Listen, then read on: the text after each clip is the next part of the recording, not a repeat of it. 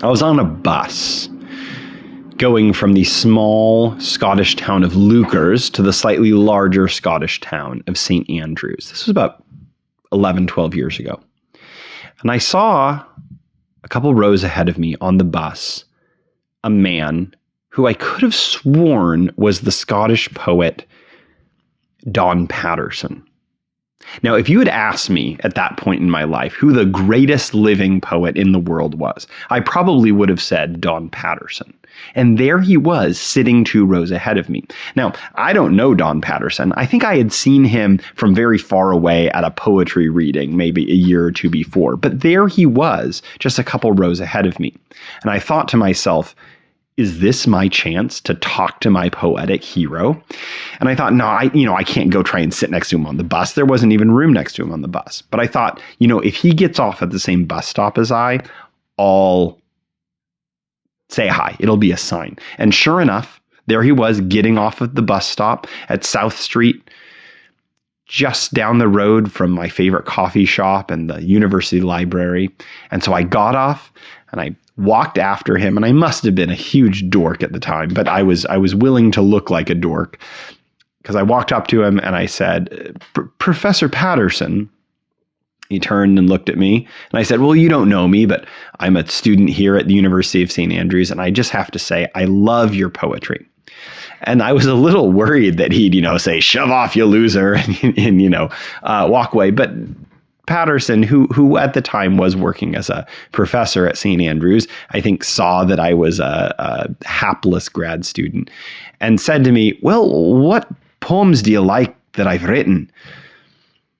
And I said, well, I really like the sonnets you've been writing. And he looked at me, kind of squinted eyes, and he said, that was the right thing to say. Now, I can't do a Scottish accent very well, and Don Paterson's Scottish accent is much richer and better than I can do. But we started talking about sonnets. We only talked for a couple minutes. He was headed to a coffee shop. I was headed to a library. But I really liked that it was sonnets that allowed me to connect with who I believe to be one of the greatest living poets in the world. Don Paterson has been writing poetry since the 90s. And he came out last decade with a book called 40 Sonnets. Now, we're going to talk about sonnets for a while on this channel.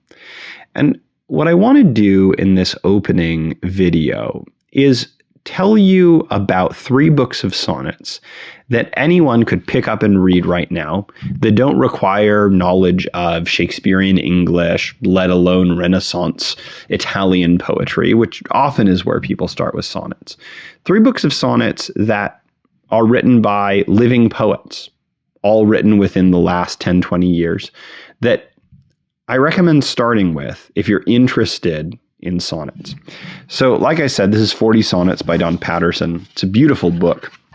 This is the American edition. The British edition is a little more spare in its design.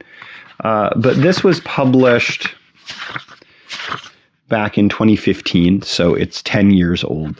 And it is what it purports to be, 40 sonnets. Here's another book of sonnets. This is by the poet and playwright Jeanne Murray Walker. Now, I had the privilege of studying with Dr. Walker in my MFA program. This was published in 2019, even more recently than 40 Sonnets. It's mostly sonnets. There's some variation here and there, but it's a book of sonnets. Here's a book. This was published a few years before these. It was published in 2000, so 25 years ago. But this is Unholy Sonnets by Mark Jarman. This book is the book that in grad school, when I mentioned I liked formal poetry, people told me, well, you got to read Mark Jarman's Unholy Sonnets. And I got to hear Mark Jarman read from Unholy Sonnets 15 years ago at a reading in Santa Fe once. Why do I show you these books? Well, for a couple reasons. Mark Jarman's Unholy Sonnets, Jeanne Murray Walker's Pilgrim, You Make the Path by Walking, and Don Paterson's 40 Sonnets are books of poetry that are mostly written in a traditional sonnet form. Now, these are poets who are world class. They're respected, but they're writing sonnets that rhyme, that are in meter, that are following the tradition of sonnets, a tradition that goes back more than 500 years.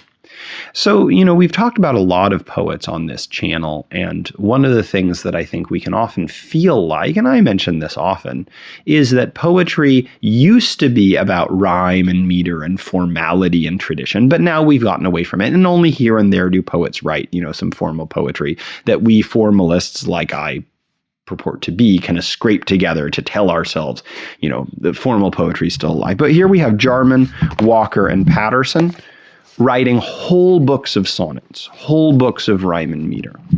Formal poetry isn't dead. The sonnet isn't dead.